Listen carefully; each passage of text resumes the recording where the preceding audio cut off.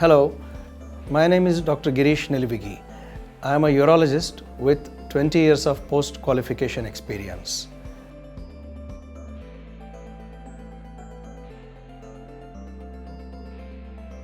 In India, almost 90% of the surgeries are done by TURP, transurethral resection of the prostate, and the remaining 10% are done using laser.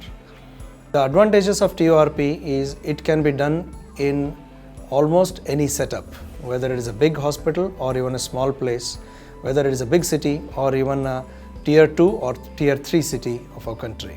Because the equipment that is needed to do TURP is very basic and minimal. The second advantage of TURP is the cost. The equipments are not very expensive, and once the urologist has invested in that equipment, the recurring expenditure is not very high. That's the reason why TURP is more cost effective than laser prostatectomy. The third advantage of TURP is it is a time tested procedure, and since it has been done for many decades, the results are quite standardized.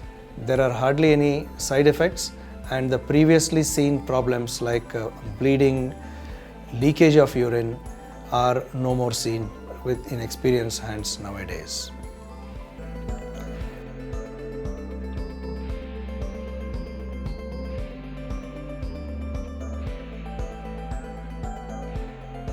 There are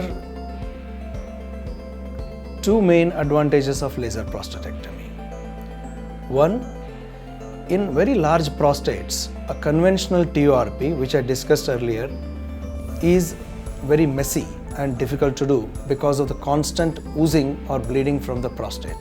This bleeding is not significant, but the surgeon is inconvenienced because of poor vision. So the larger the prostate, more is the oozing, and in such situation, laser, because of its better bleeding arresting or hemostatic properties, is a preferred option.